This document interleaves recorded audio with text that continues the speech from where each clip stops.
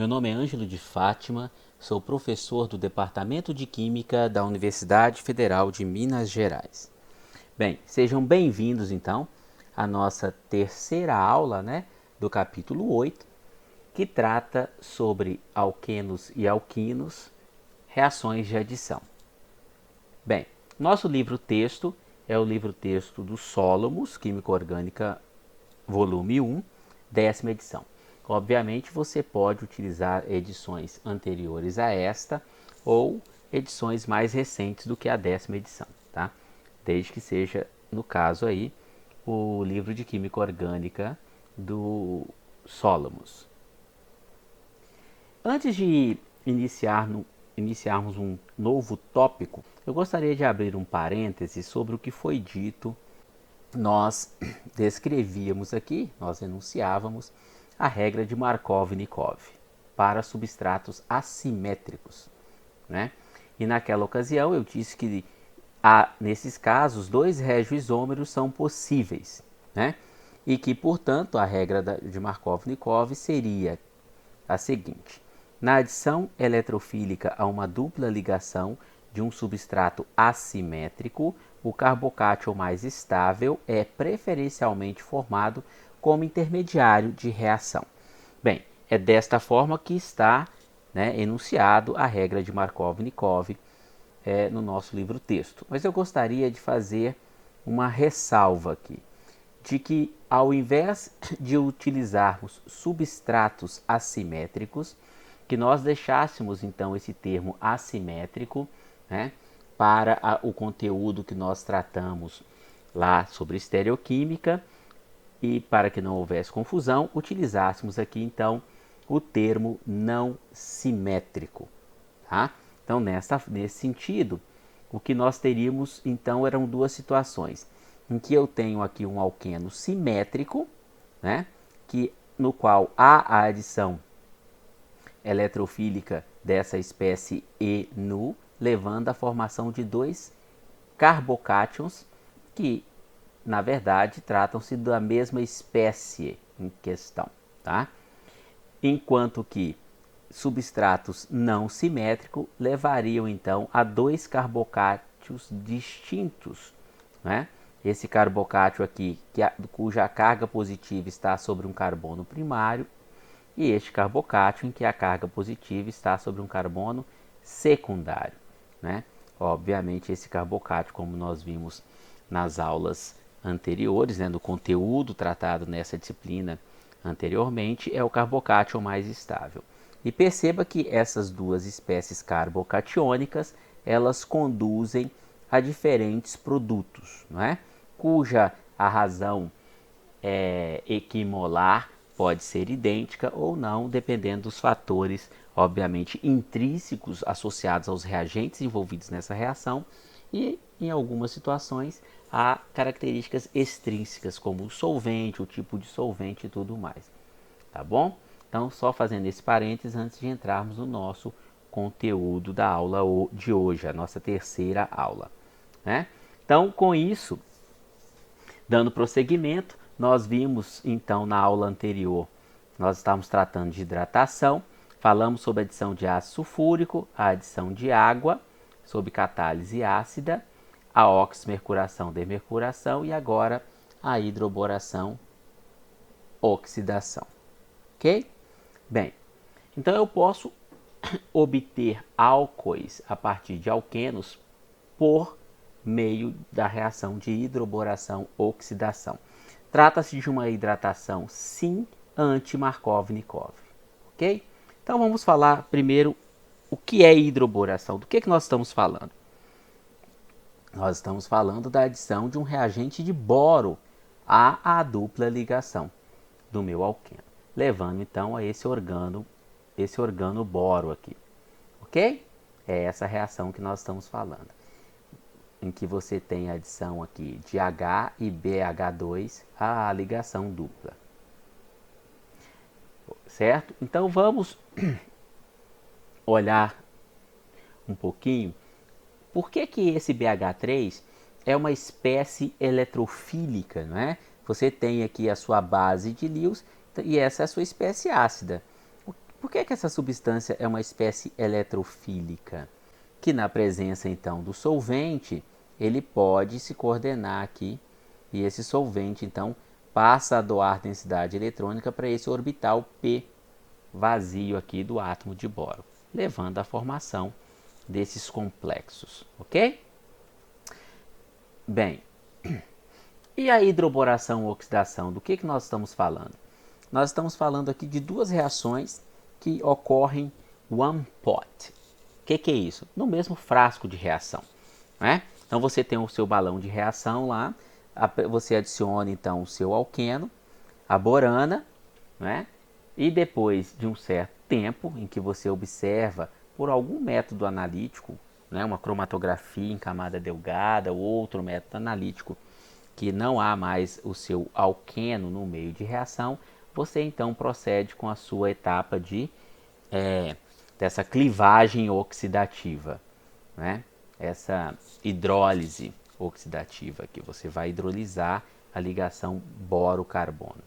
E no final, o que você tem é um produto de adição sim, né? Porque o hidrogênio e a hidroxila estão na mesma face, foram adicionadas na mesma face do seu alqueno, né? E uma adição anti-Markov-Nikov, porque a sua hidroxila ela não foi adicionada no carbono mais, naquele carbono que levaria o carbocátion mais estável, né? Então perceba que esse tipo de reação ele não passa por uma espécie carbocatiônica, tá? E porque se assim fosse, por exemplo, se você tratasse esse alqueno aqui em água em meio ácido, a hidroxila estaria nessa posição. Lembram disso? Se não lembram, voltem lá nas aulas anteriores em que nós falamos de hidratação sob catálise ácida, ok? Então a adição é sim, porque o grupo hidroxila e o hidrogênio foram adicionados na mesma face do meu alqueno, e anti-Markov-Nikov, ok? Bem, vamos comparar a hidroboração, oxidação, que leva à formação desse produto, adição sim, produto anti-Markov-Nikov, versus a oxmercuração, que foi uma reação que nós tratamos na aula passada, né? Se nós pegarmos o mesmo alqueno, tratarmos nas condições de oxmercuração, nós levaríamos à formação deste organomercúrio. Perceba que a hidroxila e o átomo de mercúrio estão em faces opostas, foram adicionados em faces opostas ao meu alqueno, né?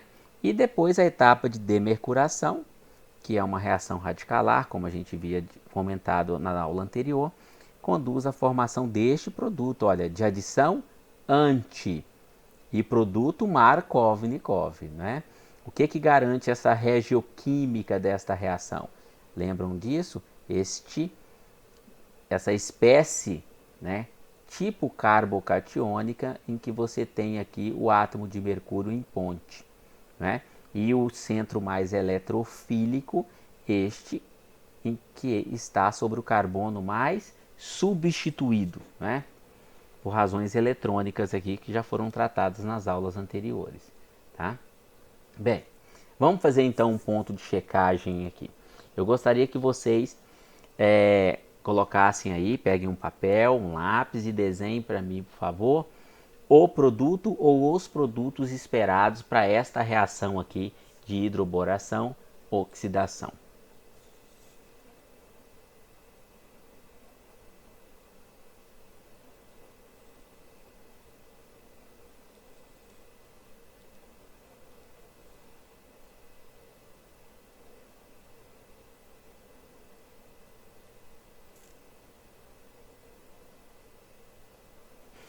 Ok? E aí, o produto que vocês desenharam foram esses aqui? Né? É importante vocês olharem para esses produtos e perceberem o seguinte: a adição em ambos foi uma adição sim.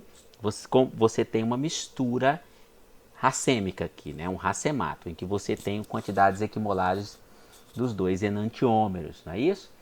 Aqui vale até um tempinho para vocês depois determinarem aqui a configuração absoluta desses centros de quiralidade e confirmarem que tratam-se de enantiômeros, né? Então, lembrem-se que, por exemplo, tá? Se aqui você tem uma configuração R e aqui uma configuração R, neste daqui deveria ser S, né? Se fosse RS, seria SR, né? Para que você tenha o enantiômero desse composto, todos os centros de gravidade devem estar invertidos, ok? E perceba, né, é importante você entender que não há nesta reação aqui o que? A formação destes possíveis estereoisômeros aqui. Esses enantiômeros aqui, que são diástereoisômeros desses, né, eles não são formados, né? Então a reação é extremamente estereoespecífica. Então, as reações de hidroboração e oxidação são estereoespecíficas, ok? Ou seja, do ponto de vista mecanístico, não há possibilidade de formação desses estereoisômeros mostrados aqui embaixo, ok?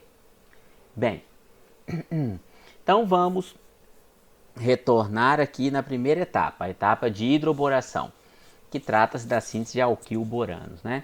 Então, nós estamos falando da adição desse hidreto de boro ao alqueno, levando à formação desse alquil-borano. Vamos ver o mecanismo dessa reação? Então, o que nós temos aqui? Nós temos o nosso alqueno, o BH3, né? Então, perceba, a minha espécie básica, minha base de Lewis, meu ácido de Lewis, e à medida em que essas duas substâncias se aproximam, eles formam um complexo π. Π porque, na verdade, aqui o que está envolvido na formação desse complexo é a transferência de densidade eletrônica dos elétrons da ligação π para o meu boro, que é um sítio eletrodeficiente, ok?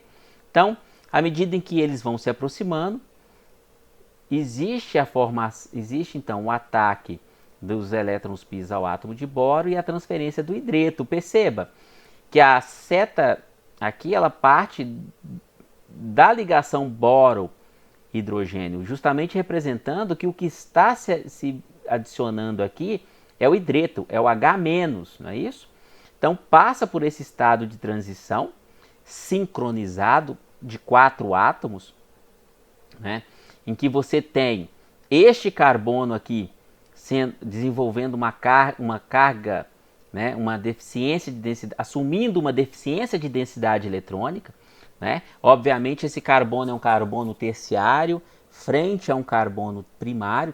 Então este daqui ele tem a maior habilidade de acomodar essa deficiência de densidade eletrônica, né, por efeitos que nós já vimos lá atrás. Hiperconjugação, aqueles grupos metilas ali doam densidade eletrônica para esse sítio que está se tornando um sítio eletrodeficiente, né? Estabilizando, obviamente, essa deficiência de carga ali, né? E com a migração do hidreto, você tem então uma nova ligação, sigma carbono-hidrogênio, e uma ligação também sigma carbono-boro.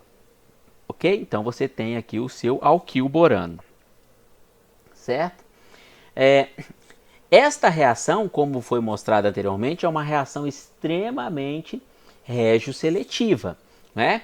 E quais são os fatores, então, que governam esta regioseletividade?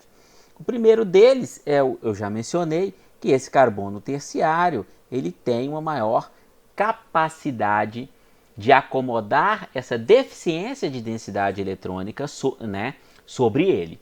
Então, o meu sítio deficiente de densidade eletrônica é preferencialmente esse carbono terciário, ok? E aqui o boro fica, então, é atacado pelos elétrons π da ligação dupla, levando à formação dessa ligação aqui, ó, carbono-boro, ok? Então, isso é um aspecto eletrônico, ok? Da regioquímica desta reação. Mas também existe o aspecto estérico, né? À medida em que o seu alqueno se aproxima da borana, do BH3, né? Ele então tem dois modos de aproximação. O primeiro modo mostrado aqui, né? Ele seria aquele em que o átomo de hidrogênio está se aproximando mais próximos, né? Está se aproximando do alqueno e ele está mais próximo das metilas, ou o grupo BH2 estaria mais próximo das duas metilas. Obviamente, esse hidrogênio, em termos de volume estérico, é muito menor do que esse grupo BH2, né?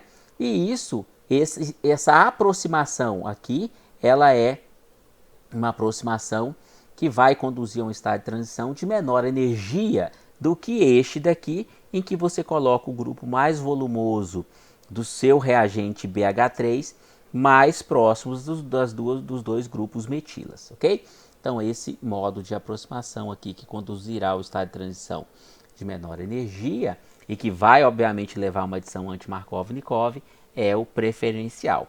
Então, aqui você tem dois fatores, né, atuando na mesma direção, né, e conduzindo a mesma regioseletividade da reação, né? Então, por isso que, né, como resultado final, o átomo de boro se adiciona naquele carbono menos substituído, enquanto que o hidreto se adiciona no carbono mais substituído, ok?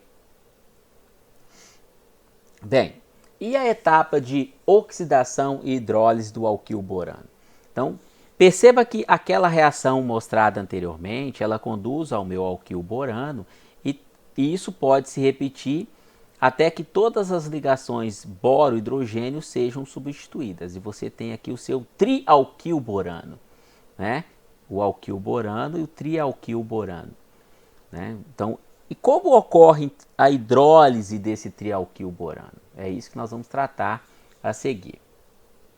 Bem, o meio reagente para esta oxidação hidrólise, ela exige a presença de peróxido de hidrogênio em meio básico, certo? Então, a primeira reação que ocorre aqui é uma reação ácido e base. Perceba que eu tenho duas espécies aqui, ó. O peróxido de hidrogênio é o meu ácido, é uma espécie ácida que leva a sua base conjugada, o íon hidroperóxido. E tenho aqui o íon hidróxido, que leva seu ácido conjugado aqui, que é a água. Então, no meio de reação, eu tenho duas espécies aqui que são passíveis de doar prótons, o peróxido de hidrogênio e a água. O pKa desse hidrogênio da água aqui é em torno de 15,7, enquanto que do peróxido de hidrogênio 11,8. Então, essa é a espécie mais ácida presente no meio de reação. Então, o íon hidróxido abstrai um próton do peróxido de hidrogênio, levando à formação do íon hidroperóxido, ok? Esse íon hidroperóxido, então, faz um ataque nucleofílico ao átomo de boro, levando a essa espécie aqui, em que eu tenho o boro negativo e um peróxido aqui, ok? E que sofre um rearranjo, conduzindo à liberação de um íon hidróxido, né, e a formação dessa espécie aqui que vai conduzir ao final ao éster borato. Então essa reação ela ocorre 3 vezes, né? Então essa etapa aqui adiciona uma vez, leva à formação deste intermediário aqui, em que eu tenho uma ligação boro-oxigênio, grupo R. Ocorre novamente agora um ataque do íon hidroperóxido nessa espécie, levando a um outro grupo OR aqui e ao terceiro grupo. Então, ou seja, todas as ligações boro, grupo substituinte R aqui, né, vão ser substituídas por esse grupo OR. Né? Então, 3 rearranjos vão acontecer e ao final você tem o seu éster borato. Né? Esse éster borato, tá aqui, o que ele sofre então? O ataque nucleofílico do íon hidróxido, levando a essa espécie. Essa espécie, então, ela perde um íon alcóxido, que aqui é o meu grupo abandonador. Então, há a perda de um íon alcóxido, e esse íon alcóxido é protonado no meio, agora aqui pela água, ou já como todo peróxido foi consumido aqui, a espécie mais ácida aqui é a água, e você tem então no final aqui o seu álcool protonado. Isso vai acontecer 3 vezes até que todas essas ligações boro-OR sejam clivadas, né? E você então tem que para cada equivalente do seu éster de borato, você ao final tem 3 equivalentes do seu álcool, do álcool correspondente, tá bom? Bem, é importante vocês perceberem que a oxidação ocorre com retenção de configuração, né? Então nós temos aqui o nosso alquil-borano, tá bom? E quando você faz a oxidação, perceba que o grupo hidroxila, ela está na mesma posição do grupo BH2, né? A adição é sim, ok? E ao final você tem um produto anti-Markov-Nikov, certo? O mesmo caso da oxmercuração-demercuração. O produto é anti-Markov-Nikov. Só que lá no caso da oxmercuração-demercuração, a adição é anti, ok? Então, a etapa de oxidação ocorre com retenção de configuração.